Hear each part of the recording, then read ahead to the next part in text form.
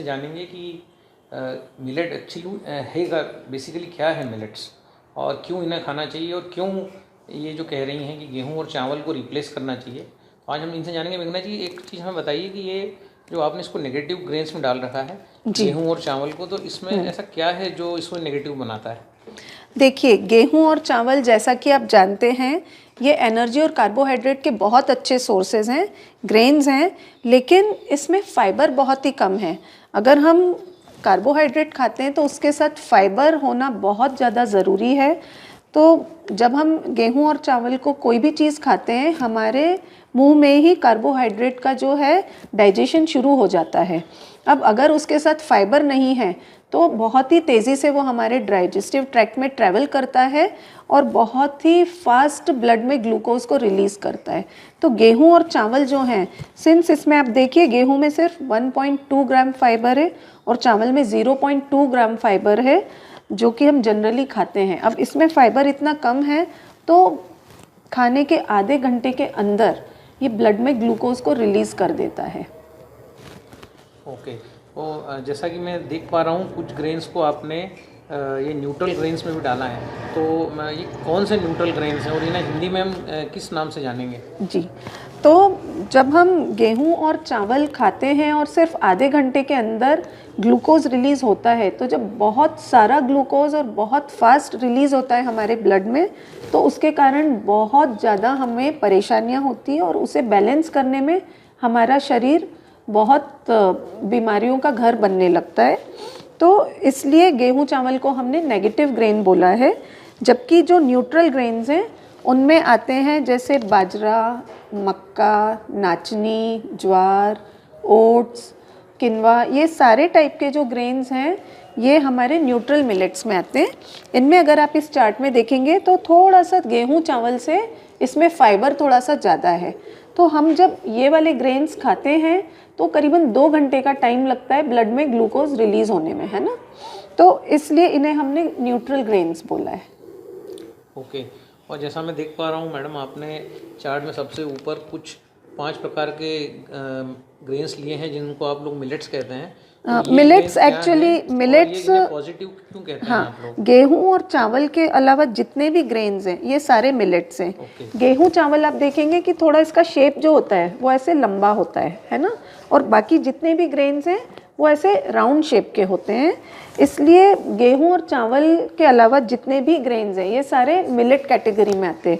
Neutral grains भी millet है और पॉजिटिव ग्रेन्स भी मिलेट्स हैं, लेकिन इनमें न्यूट्रल ग्रेन्स जो हैं उसमें फाइबर की मात्रा गेहूं चावल से थोड़ी ज़्यादा है, और ये हमें अगर हम खाते हैं तो ये काफ़ी हेल्थ के लिए हमारे अच्छे रहते हैं और हमें एक सस्टेनेबल एनर्जी देते हैं। मतलब करीबन 2 घंटे का टाइम लेता है तो ये एनर्जी हमें अच्छे से देते हैं, ऐसा बहुत फास्ट एनर्जी रिलीज़ नहीं करते।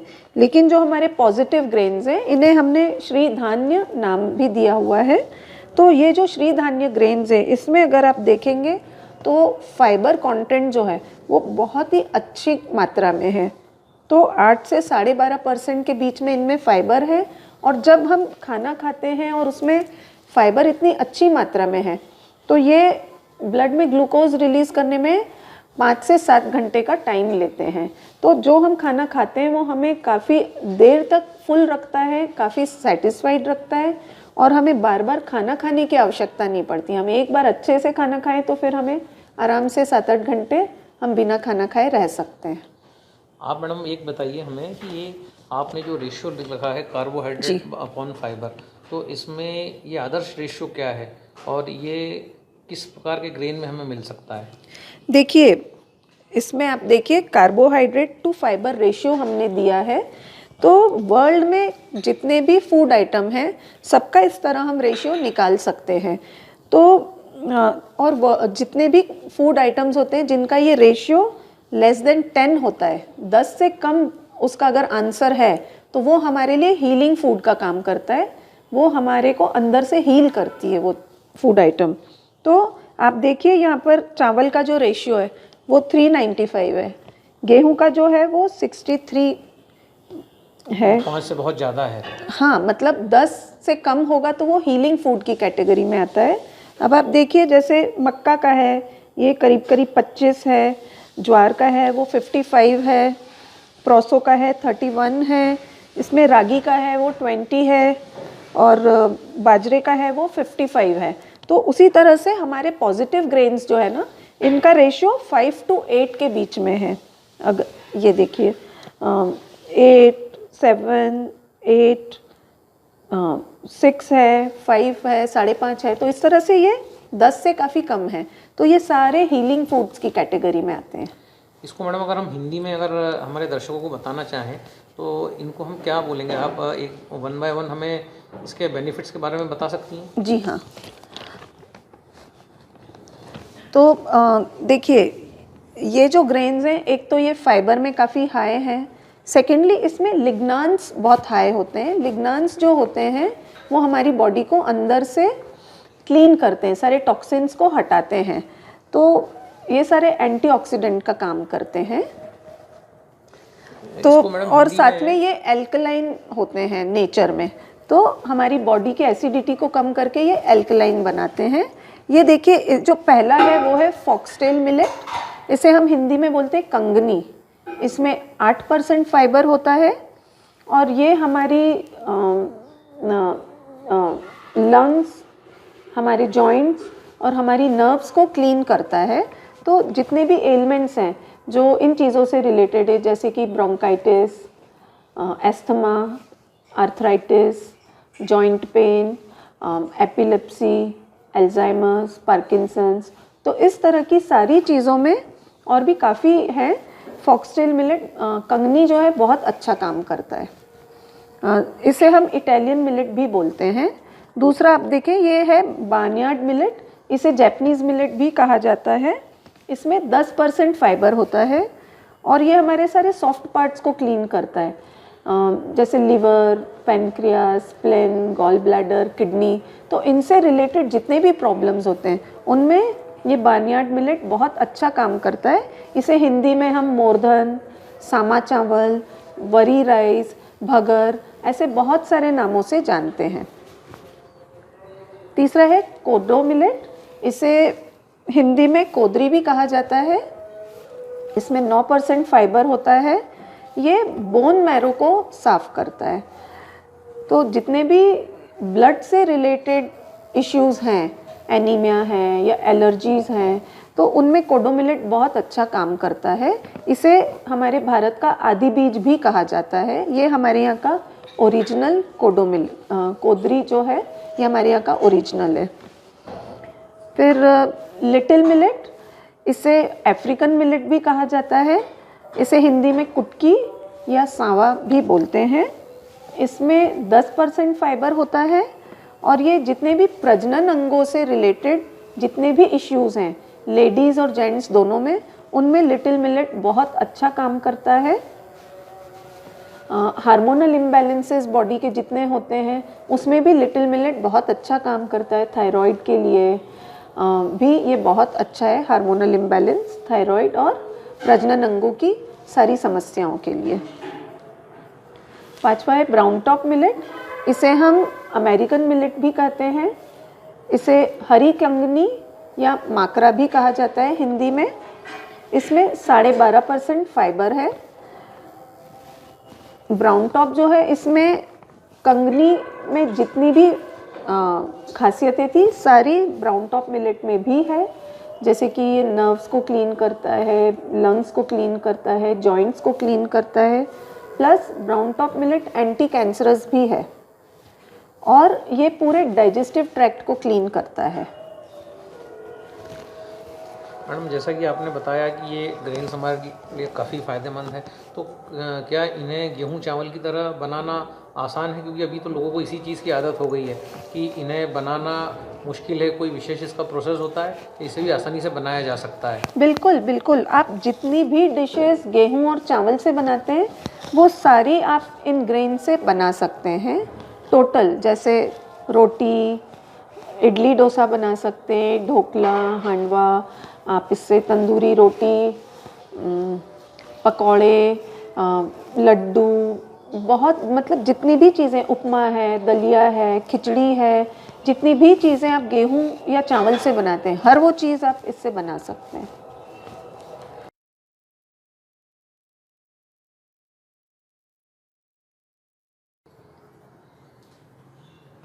हम बात कर रहे हैं जानी मानी मिलेट एक्सपर्ट इंदौर से मेघना शुक्ला जी से, जिन्होंने डॉक्टर खादर वली के साथ इस पूरे प्रोसेस को सीखा।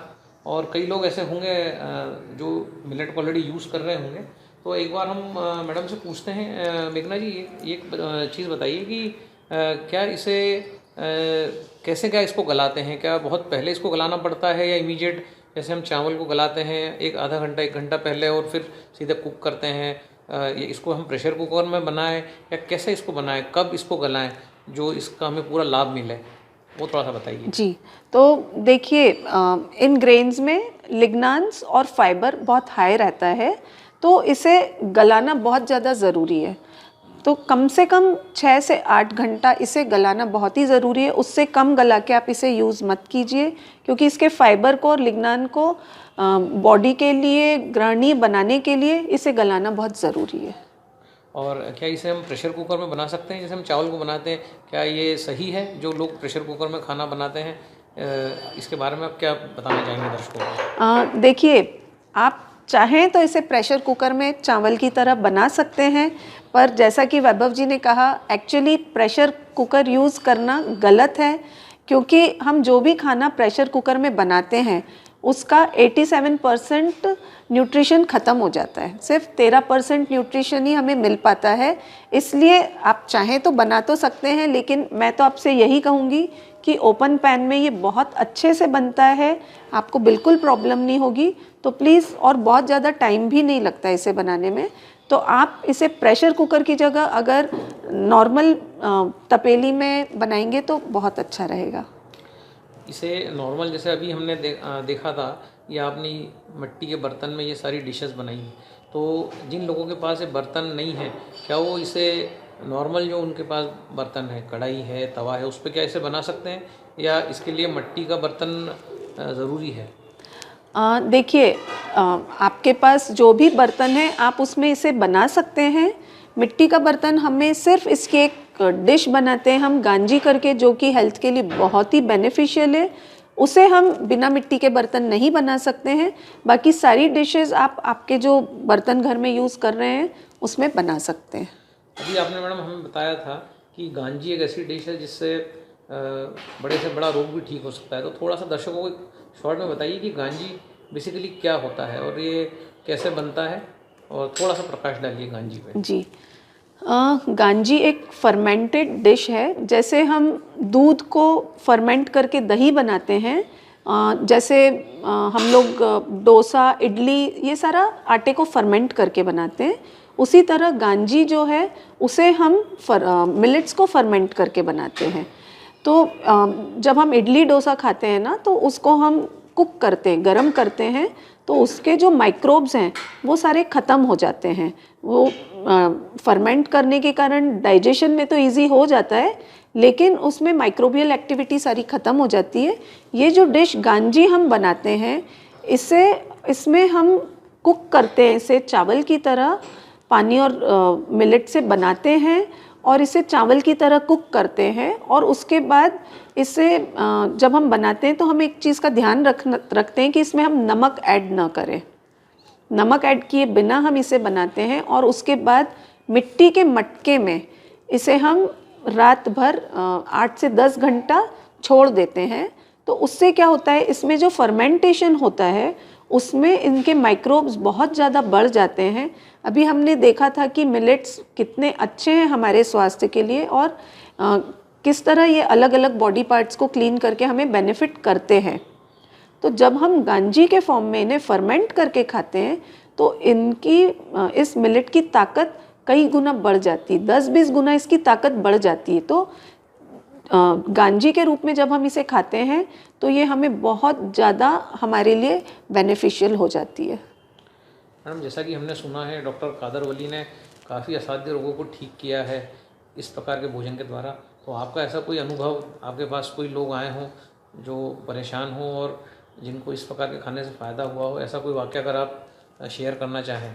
जी, डॉक्टर खादरवल्ली ने तो बिल्कुल ऐसी ऐसी इम्पॉसिबल डिजीज़ेस को भी ठीक किया है, गैंग्रीन है, कैंसर है, और इवन ऐसी रेयर डिजीज़ेस जिनका कहीं कोई इलाज नहीं है, बिल्कुल हताश लोगों को भी उन्होंने ठीक किया है।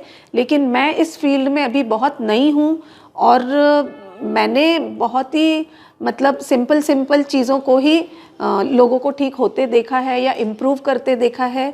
तो मेरे एक्सपीरियंस में जो है कई लोगों के मतलब घुटने के दर्द चले गए हैं फॉक्सटेल मिलेट खाकर, और डायबिटीज़ काफ़ी फास्ट लोगों को शुगर कंट्रोल करने में मदद मिली है, और ओबेसिटी में लोगों को बहुत फ़ायदा हुआ है, काफ़ी लोगों ने वज़न कम किया है।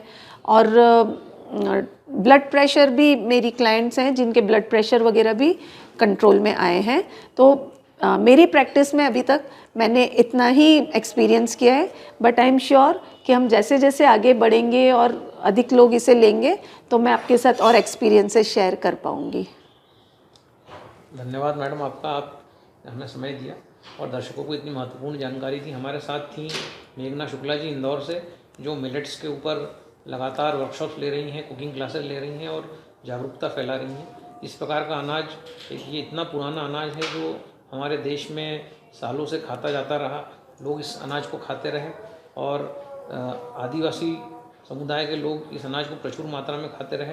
एक तो मैडम ये बताइए कि इस अनाज को और नॉर्मल अनाज को उगाने में क्या पानी का भी कुछ इसमें कुछ रिलेशन है? बिल्कुल। देखिए, जब हम ये अनाज जो हैं हमारे स्वास्थ्य के लिए तो बहुत अच्छे हैं ही, पर ये हमारी खेती और हमारे एनवायरनमेंट के लिए भी बहुत ज़्यादा अच्छे हैं, क्योंकि इन्हें उगाने में पानी बहुत ही कम लगता है। जब हम गेहूं और चावल उगाते हैं तो हमें 7 से 9 हज़ार लीटर पानी 1 किलो ग्रेन को उगाने में ज़रूरत पड़ती है। लेकिन जब हम ये ग्रेन्स उगाते हैं, इवन आप जब मक्का या बाजरा वगैरह उगाते हैं तो उसमें भी करीबन 700, 800, 900 लीटर पानी लगता है। लेकिन इन ग्रेन्स को उगाने में हमें सिर्फ 200 से 300 लीटर पानी की ज़रूरत पड़ती है 1 किलो ग्रेन को उगाने में। तो बहुत ड्राई सी ज़मीन हो, बंजर सी धरती हो, उसमें भी ये आसानी से उग जाते हैं। तो आदिवासी लोग भी जनरली जहाँ इसे उगाते हैं वो उनकी धरती काफ़ी ख़राब होती है। अभी आप देख रहे हैं मौसम इतना ज़्यादा बदल रहा है कि किसानों को बहुत नुकसान हो रहा है फसल उगाने में। मौसम आजकल कुछ रहा नहीं है, कभी कोई भी मौसम बदल जाता है कभी भी, तो कोई गारंटी नहीं रहती। तो ये जो फसल है ये बहुत ही स्टर्डी है, ये बहुत सारे टाइप के मौसम की मार झेल लेती है। बहुत गर्मी में 40-45 डिग्री तक भी ये उग जाती है, और बहुत काफ़ी 7-8 डिग्री टेम्परेचर तक चला जाए, ठंडक आ जाए, तब भी ये उग जाती है। तो काफ़ी टेम्परेचर वेरिएशन भी झेल लेती है और काफ़ी ख़राब ज़मीन में भी ये उग जाती है। तो उसके कारण किसानों के लिए भी ये बहुत अच्छी है। तो दर्शकों, हमारे साथ थी मेघना शुक्ला जी, जिन्होंने हमें इतनी महत्वपूर्ण जानकारी बताई कि क्यों हमें मिलेट्स खाना चाहिए और गेहूं और चावल को हमें हमारे जीवन से रुखसत करना चाहिए। ना केवल ये हमारे स्वास्थ्य के लिए ज़रूरी है, परंतु उन लोगों के लिए बहुत ज़रूरी है जो बड़े बड़े रोग जैसे गैंग्रीन, डायबिटीज़, कैंसर, अर्थराइटिस, इस प्रकार के असाध्य रोगों से पीड़ित हैं और परेशान हो रहे हैं। तो एक बार पुनः हम धन्यवाद देते हैं मैडम का, जिन्होंने इतनी महत्वपूर्ण जानकारी दी। धन्यवाद।